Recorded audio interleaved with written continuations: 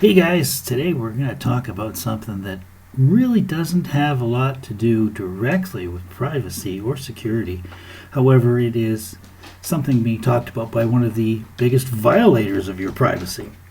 And that is quantum computing real? Now, there's only one reason I'm making this video, and that's because Google is making a claim. Now, interestingly enough, IBM has a department in which is investigating the same topic of quantum computing. And IBM stated, after Google said that they have theirs working, their IBM statement was that they didn't believe it. And they said that Google is exaggerating. So why would Google exaggerate? They need money. They want money. I do believe that quantum computer projects are in the works. I have no doubt about that. But you see, companies today will make outrageous claims that are so outrageous that they're very hard for somebody to refute the claims. Now, they stated that what they did, and it took 3.5 minutes, was they had the computer do a complicated math calculation that would have taken a conventional supercomputer 10,000 years. Okay, what math calculation would this be? I would actually like to know specifically what it is we're talking about. What would the outcome be, and how would you know if the outcome was correct if it would take a supercomputer 10,000 years to process the information? Okay. But you see, it's an outrageous claim. And being that it's Google, I call bullshit. Sorry guys, I call bullshit. I think you're lying, looking for some taxpayers' money to come in there and help you out with this project. Or you have another agenda.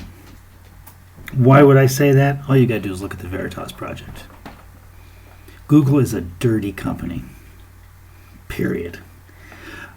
You know, it would be fascinating. I'd like to also know where they got this 10,000 years for a conventional computer. Science today makes a lot of these kinds of statements that just people don't say anything because, well, smarter minds than me, they must understand. They understand how to get you money. That's what it gets down to. Quantum computing, from what I have seen on it from a gentleman with a channel that I very much like, it's called Singularity Prosperity. There is a future for it, but it will always be tied to conventional computing, at least at this point, because there's only specific tasks in which this computer would be capable of doing, very restricted, and tremendous amount of power and heat is generated by this machine, which makes that actually unrealistic as well. So you gotta take a look at these things when these claims are made.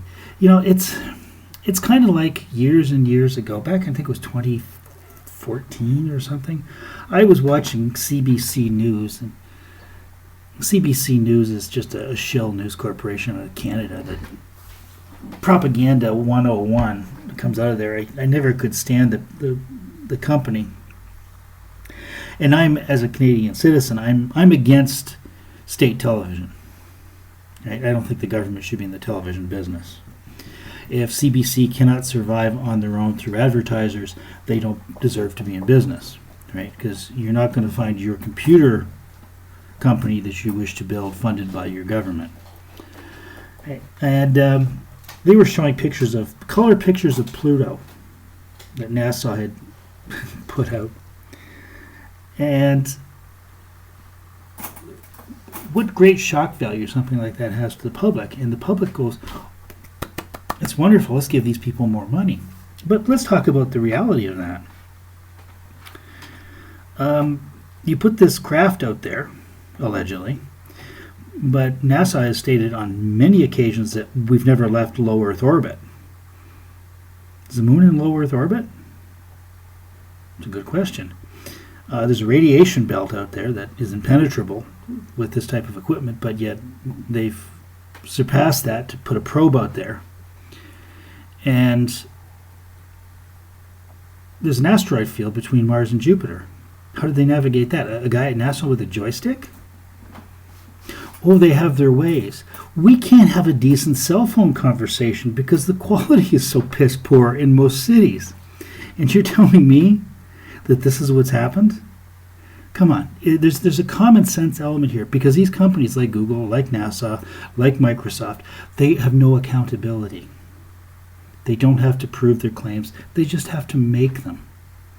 And when you consider the fact that they're stealing money from the public, and they have none of these companies should have a claim to taxpayers' money. That's just theft.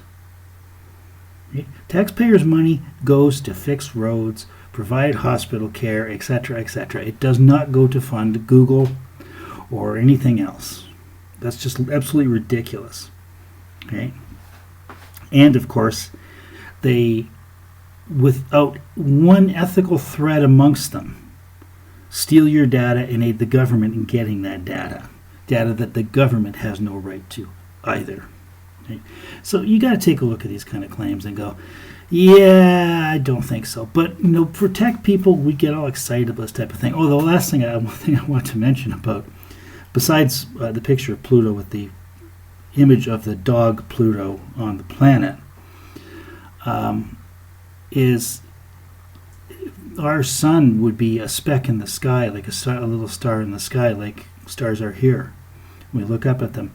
So where'd the light come for the illumination of the planet for that picture? Well, they got a really nice flash bulb on the camera on the probe. You gotta eventually, you gotta sit back and you gotta go, no, I think maybe we should start making these companies accountable for the things that are coming out of their mouth.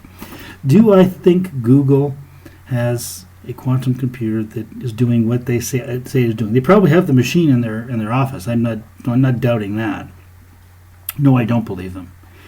And the next thing I'd be questioning is, what are their plans for it? Because their plans have been anything but benevolent over the years.